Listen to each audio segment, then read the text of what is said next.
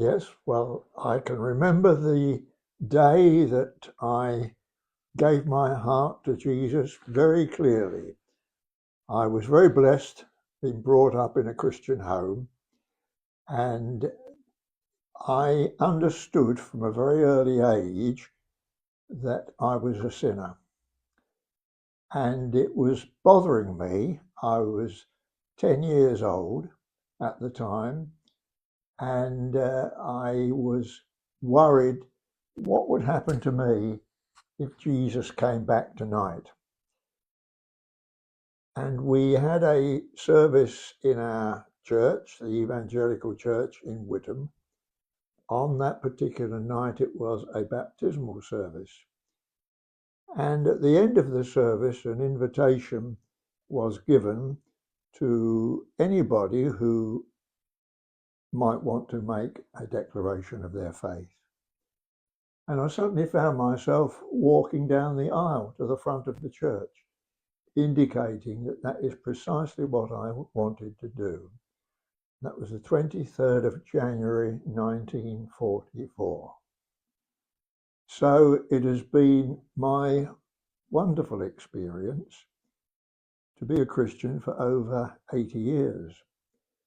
And it has been quite remarkable how the Lord has led and guided in so many different ways.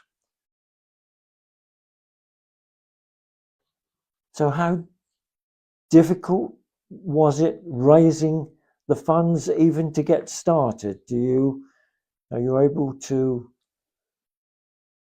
take your mind back to that? I don't remember us ever having a difficulty with the funding.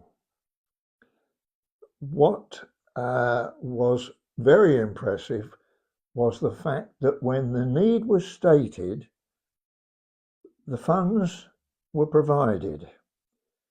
There were a number of folk in the church membership who clearly had been in business and were in very fortunate positions with regard to the size of their pensions, but the giving was very generous.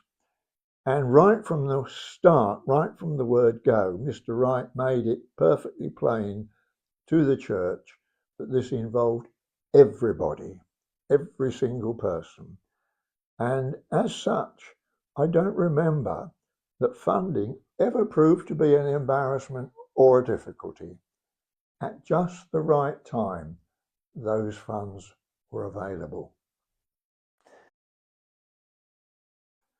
Yes, well, it was a shock to us all when it was discovered that the actual documents confirming the purchase of the site indicated that the Greater London Council had in fact encroached onto the site, and therefore we hadn't got what we'd agreed to buy. And that proved to be a basis for debate and argument and consideration for about 4.5 years, I think. Mm-hmm. The Greater London Council were, of course, in a vast expansion in towns all over the country.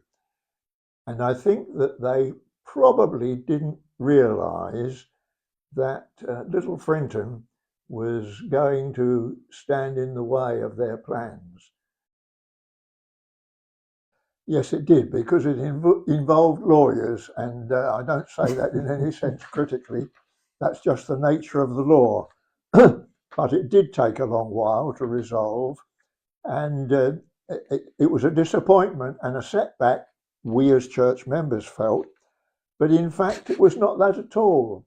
Again, the Lord was preparing another piece of the jigsaw, and quite out of all of that came a wonderful answer to help the work forward, which we hadn't anticipated, i.e. the offer of compensation, ultimately. And I think to get to that stage, as far as I can recall, was about 4 years plus. The situation at Homelands was quite dramatic. the building was designed to accommodate 100 people seated, and we'd got 100 chairs.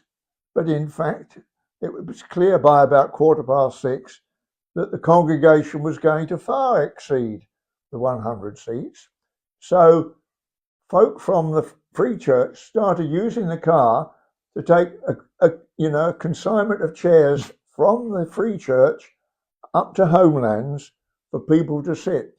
And I gather that obviously some of the congregation would have sat outside and shared in it in that way.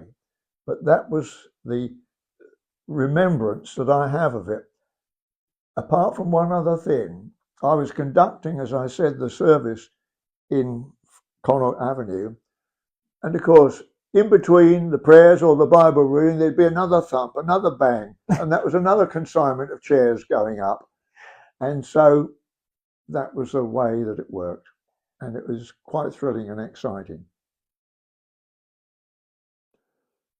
Well, it's been very exciting when you enter into a venture like that, because we're human. There's always the what ifs and sometimes the doubts about whether it might succeed, and undoubtedly they had those sort of problems.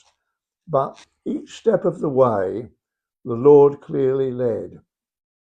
The recall after 50 years is not as clear as it might have been. I'm having to rely on what I had written all those years ago. But it has been exciting, and it's a real thrill to see how it is progressing now and the way that it is developing. And I know that it was a great blessing in so many ways to so many different people, not least my own sister, who only less than 2 years ago went to be with the Lord at 103. And she found lovely fellowship and friendship in the ministry of the church there. And so it has been a real blessing and a real joy to be involved and to see how the work is prospering. And we have to say, this is the Lord's doing, and it is marvellous in our eyes. On behalf of the members of Homelands Church, thank you for giving us your time this afternoon, telling us of your experiences, and we look forward to the membership being able to listen to your story.